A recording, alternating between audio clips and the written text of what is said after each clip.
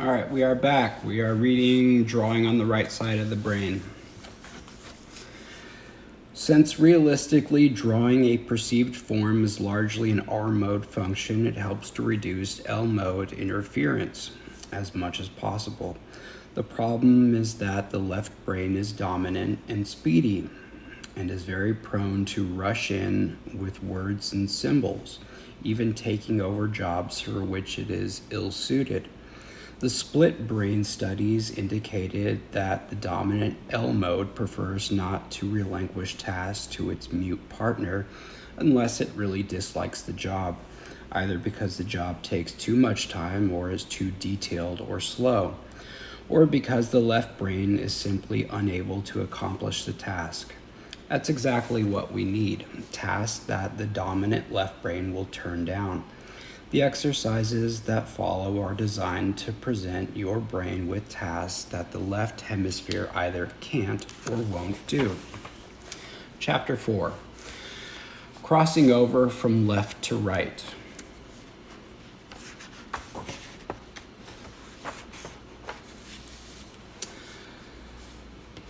Vases and faces, an exercise for the double brain.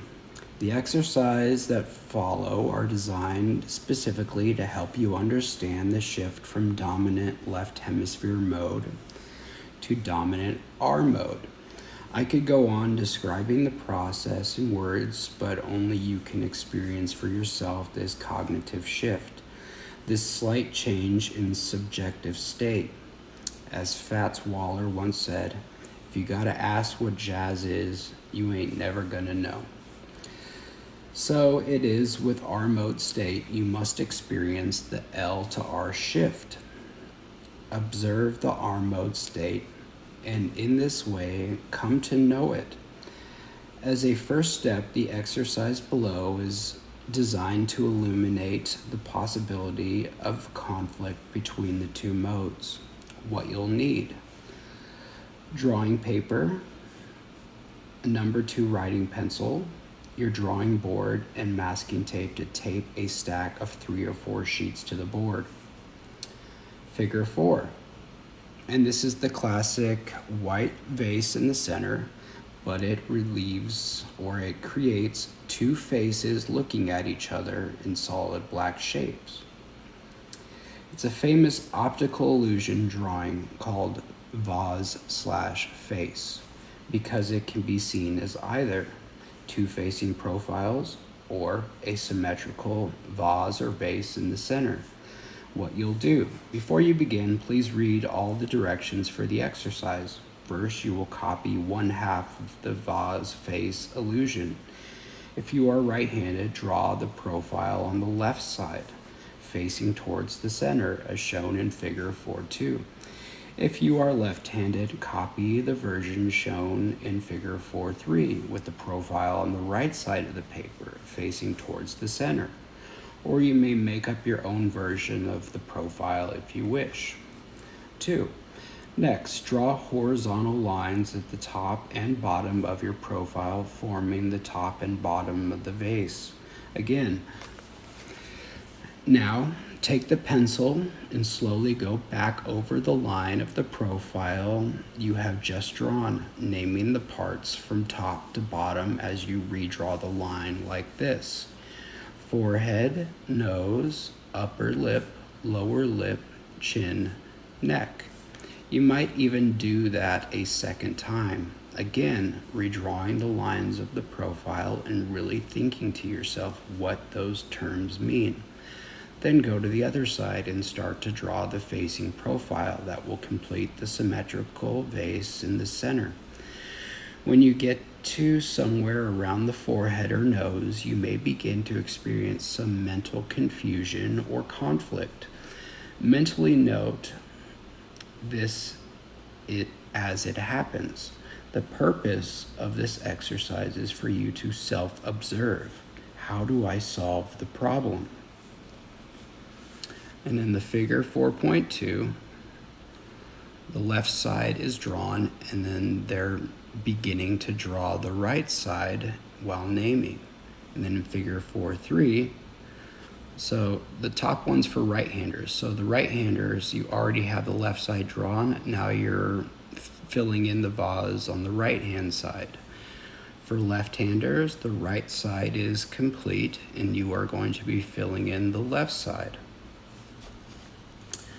Without reading further, begin the exercise now. It should take about 5 minutes, but take as much time as you wish. Why you do this exercise? This is why you do this exercise. Nearly all of my students experience some confusion or conflict while doing this exercise. A few people experience a great deal of conflict, even a moment of paralysis. If this happened to you, you may have come to a point where you need to change direction in the drawing, but didn't know whether the line should go right or left. The conflict may have been so great that you could not make your hand move the pencil to continue the drawing. That is the purpose of this exercise, to create mental conflict so that each person can experience in their own mind the crunch that can occur when instructions are inappropriate to the task at hand. I believe the conflict can be explained this way. I gave you instructions that strongly plugged in the verbal system in the brain. Remember, I insisted that you name each part of the profile, and I said, now redraw the profile once more and really think what those terms mean. And referring to the vase, I stressed the word symmetrical. And sorry if you're frustrated with vase. All right. Then I gave you a task to complete the second profile and simultaneously the symmetrical vase. That can only be done by shifting to the visual, spatial mode of the brain. This is the part of the brain that can perceive and non-verbally assess visual relationships of size, curves, angles, and shapes. The difficulty of making that mental shift causes a feeling of conflict and confusion, and even a momentary mental paralysis. You may have found a way to solve the problem, thereby enabling yourself to complete the second profile and therefore the symmetrical vase. How did you solve it? By telling yourself not to think of the names of the features? By shifting your focus from the face to the vase? By using a grid, drawing vertical and horizontal lines to help you see relationships, by marking points where the outermost and innermost curves occurred, by drawing from the bottom up rather than from the top down, by deciding that you didn't care whether the vase was symmetrical or not, and drawing any old memorized profile just to finish with the exercise. With this last decision, the verbal system won and the visual system lost because the vase will not be symmetrical, something that seems to upset both modes. Let me ask you a few more questions. Did you use your eraser to fix up your drawing? If so, did you feel guilty? If so, why? The verbal system has a set of memorized rules, one of which maybe you can't use an eraser unless the teacher says it's okay. The visual system, which is largely without language or verbal rules, just keeps looking for ways to solve the problem according to another kind of logic, visual logic. To sum up, this is the point of the seemingly simple vase face exercise. In order to draw a perception, something that you see with your eyes, you must make a mental shift to the visual spatial brain mode that is specialized for this task. The difficulty of making the shift from verbal to visual mode often causes a crunch of conflict. Didn't you feel it? To reduce the discomfort of the conflict, you stopped. Do you remember feeling stopping short?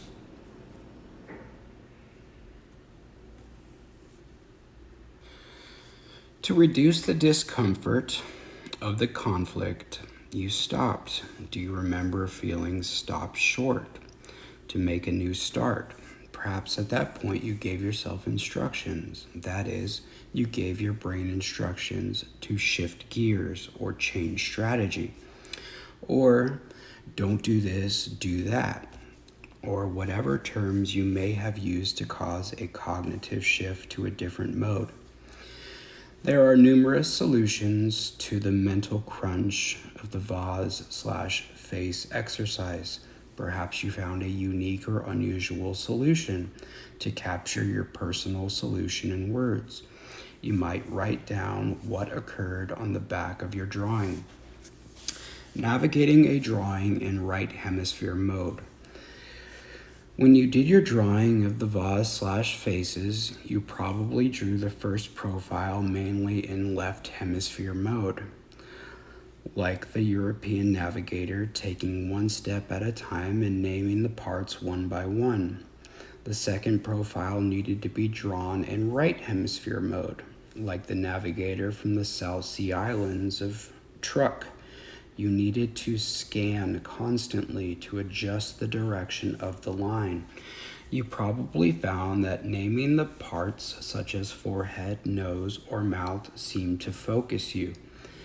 It was better not to think of the drawing as a face. It was easier to use the shape of the space between the two profiles as your guide. Stated differently, it was easiest not to think at all, that is, not to think in words. In right hemisphere mode drawing, the mode of the artist, if you do use words to think, you ask yourself only such things as, where does the curve start? How deep is the curve? What is the angle relative to the vertical edge of the paper? How long is the line relative to the one I've just drawn? As I scan across to the other side, where is that point relative to the distance from the top or bottom edge of the paper? These are R mode questions: spatial, relational, and comparative. Notice that no facial features are named, no statements are made, no conclusions drawn, such as the chin must come out as far as the lips or noses are curved. What is learned in learning to draw? Obviously, in daily life and for most tasks, the two modes largely work together. Realistic drawing of a perceived image, however, requires a shift to a mode of thinking that is fundamentally different from the one we rely on nearly all of our waking hours. This kind of drawing may be one of the relatively few activities that require mainly one mode, the visual mode, mostly unassisted by the verbal mode. There are other examples. Athletes and dancers, for instance, seem to perform best by quieting their verbal systems during performances, often called being in the zone. Interestingly, however, a person who needs to shift in the other direction from visual to verbal mode can also experience conflict. A surgeon once told me that while operating on a patient, mainly a visual task, once a surgeon has required the knowledge and technical experience needed, he would find himself unable to name the instruments. He would hear himself saying to the attendant, "Give me the thingamajig." The first step in learning to draw, therefore, turns out not to be learning to draw. Paradoxically, it means learning to access at will that system in the brain that is the appropriate one for drawing. Putting it another way, accessing the visual mode of the brain, the appropriate mode for drawing, causes you to see in this special way an artist sees. The artist's way of seeing is different from ordinary seeing and requires an ability to make mental shifts by conscious volition. Perhaps more accurately, an artist sets up conditions that cause a cognitive shift to happen. That is what a person who is trained in drawing does, and that is what you are about to learn. Again, this ability to see things differently and to enable insight to raise to conscious levels, as in the Archimedes story, has many uses in life aside from drawing, not the least of which is creative problem solving. Keeping the conflict-causing vase/face lesson in mind, please try the next exercise. one that I designed to reduce conflict between the two brain modes. The purpose of this exercise is just the reverse of the previous one.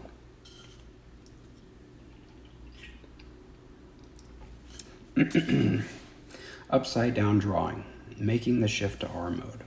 Familiar things do not look the same when they are upside down. We automatically assign a top, a bottom, and sides to the things we perceive, and we expect to see things oriented in the usual way, that is, right side up. In upright orientation, we can recognize familiar things, name them, and quickly categorize them by matching what we see with our stored memories and concepts. When an image is upside down, the visual clues don't match. The message is strange, and the brain becomes confused. We see the shapes and the areas of light and shadows, but the image doesn't call forth the immediate naming that we are used to.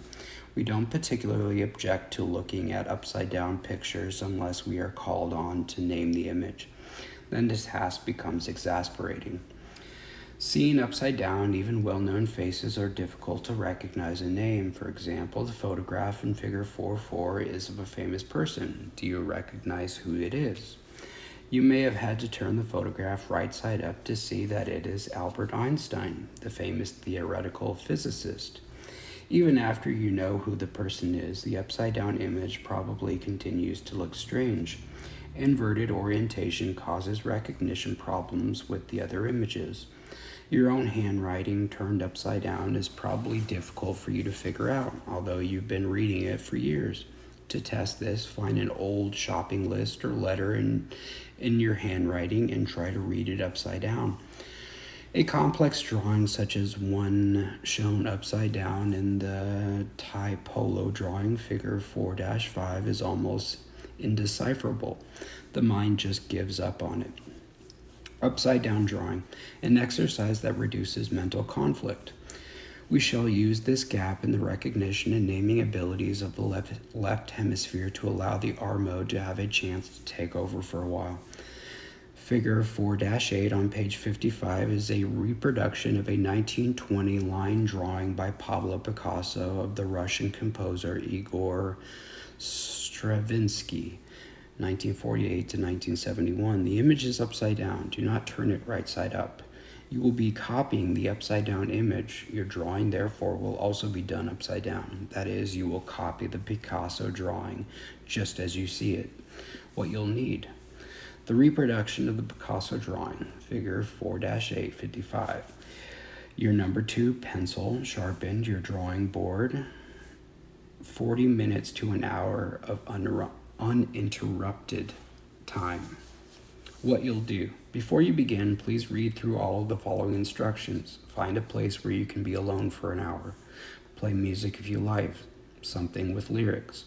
Or you may prefer silence. As you shift into R mode, you may find that the music fades out, finishing the drawing in one sitting, allowing yourself at least 40 minutes more if possible. And most important, do not turn either your drawing or the Picasso drawing right side up until you have finished. Turning the drawing would cause a shift back to L mode, which we want to avoid, while you are learning to experience the focused R mode state of awareness. You may start anywhere you wish, the bottom, either side, or the top. Most people tend to start drawing at the top of the paper. Try not to figure out what you are looking at in the upside down image. It's better not to know. Simply start copying the lines, but remember, don't turn the drawing right side up.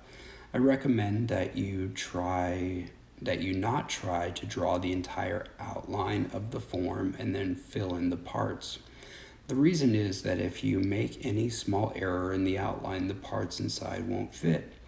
One of the great joys of drawing is the discovery of how the parts fit together. Therefore, I recommend that you move from line to adjacent line, space to adjacent shape, working your way through the drawing, fitting the parts together as you go. If you talk to yourself at all, use only the language of vision, such as this line bends this way, or that shape has a curve there, or compared to the edge of the paper, vertical or horizontal, this line angles like that, and so on. What you do not want to do is to name the parts. When you come to the parts that seem to force their names on you, the hands, the face, try to focus on these parts just as shapes. You might cover up with one hand or finger all but the specific line you are drawing, and then uncover each adjacent line. Alternatively, you might shift briefly to another part of the drawing. You may even want to cover most of the reproduced drawing with another piece of paper, slowly uncovering new areas as you work your way down through the drawing. A note of caution, however, some of my students find this ploy helpful, while some find it distracting and unhelpful. At some point, the drawing may begin to seem like an interesting, even fascinating puzzle, rather than a jigsaw puzzle.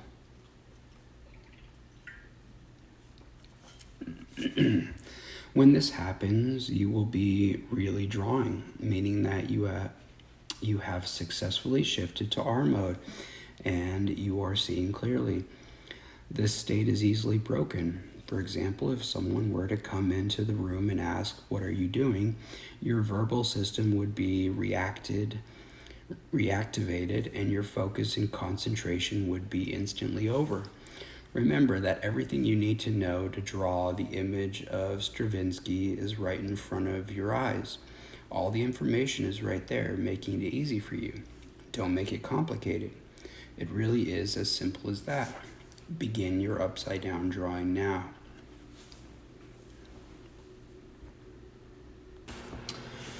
After you have finished, turn both of the drawings, the reproduction in the book and your copy, right side up. See what you have accomplished, drawing upside down. This Picasso drawing is considered quite challenging to copy right side up, but I can confidently predict that you will be pleased with your drawing, especially if you have thought in the past that you would never be able to draw. I can also confidently predict that the most difficult parts are beautifully drawn, creating a spatial illusion. In your drawing of Igor Stravinsky, seated in a chair, you drew the crossed legs in foreshortened view. For most of my students, this is the finest part of the drawing. Despite the challenge of foreshortening, how could they draw this difficult part so well? Because they didn't know what they were drawing. They simply drew what they saw, just as they saw it. One of the most important keys to drawing well. When you come to the hands and face of Stravinsky, however, knowledge of what you were drawing was probably inescapable. And for most people, this is where erasing and redrawing becomes the most intense.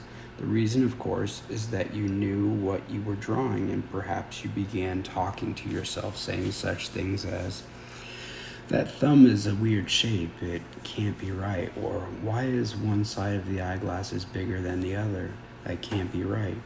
I'm sure you found that verbalizing didn't help, and as you will learn from the coming exercises, the solution in drawing is always, if you see it, you draw it just as it is. A logical box for the L mode. Figure 4-10 and Figure 4-11 show two drawings by the same university student. The student had misunderstood my instructions to the class and did the drawing right side up. When he came to class the next day, he showed me his drawing and I said I misunderstood. I just drew it the regular way. I asked him to take a seat and do the drawing again, this time upside down. He did, and Figure 11 was the result. It goes against common sense that the upside down drawing is so far superior to the drawing done right side up. The student himself was astonished. No instruction had intervened between the two drawings. This puzzle puts the L mode into a logical box.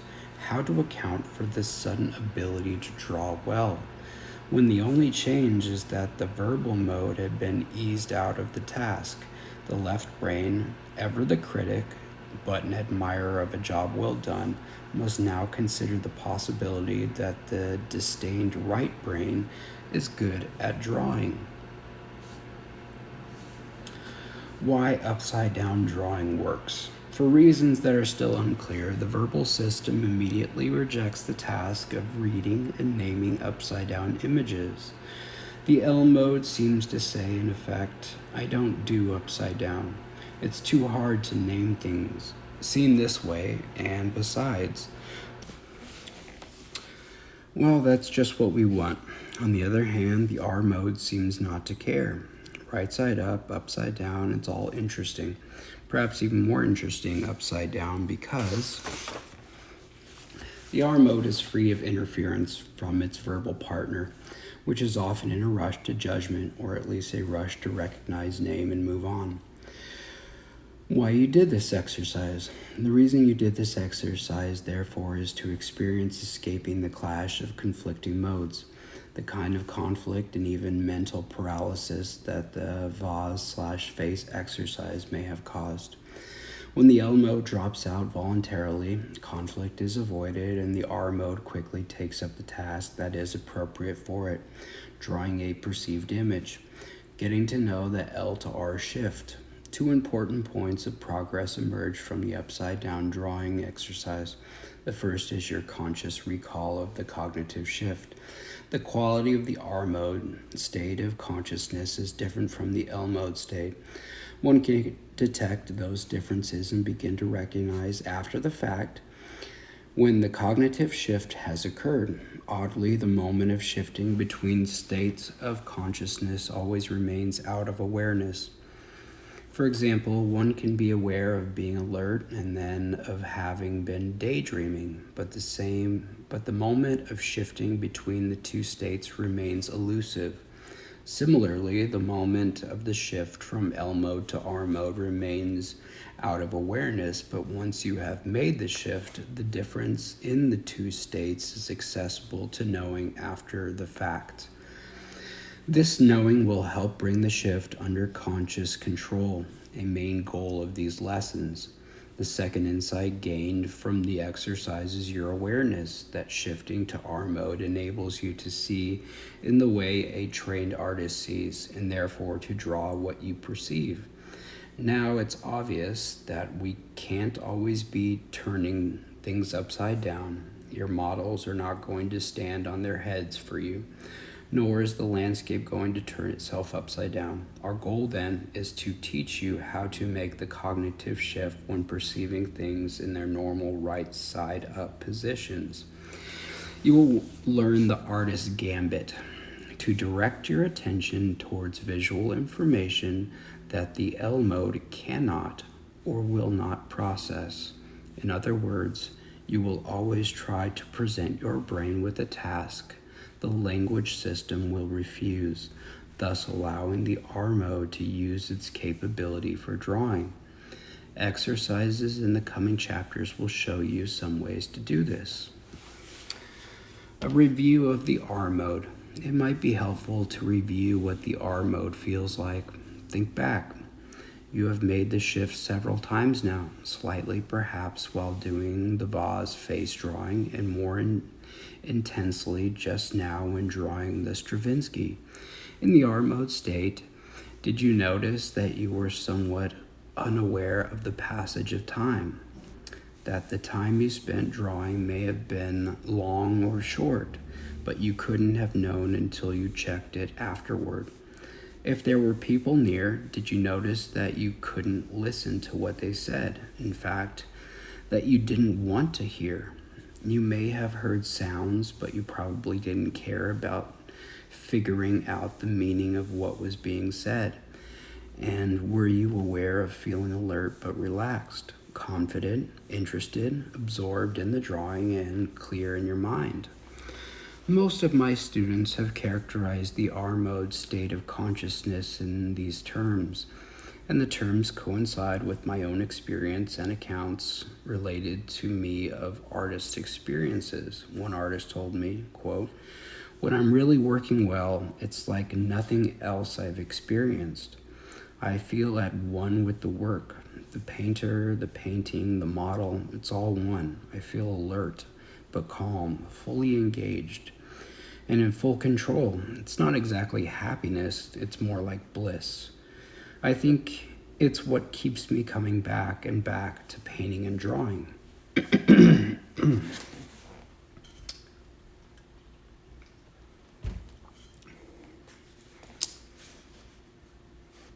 The R mode state is indeed pleasurable, and in that mode you work well, but there is an additional advantage. Shifting to the R mode releases you for a time from the verbal symbolic domination of the L mode, and that is a wholesome relief. The pleasure can come from resting the left hemisphere, stopping its chatter, keeping it quiet for a change. This yearning to quiet the L mode may partially explain centuries-old practices such as meditation and self-induced altered states of consciousness achieved through fasting, chanting, drugs, or alcohol. Drawing induces a focused, alert state of consciousness that can last for hours, bringing significant satisfaction, and unlike some self-induced altered states, is productive in terms of work output. You have a drawing to show for the time spent.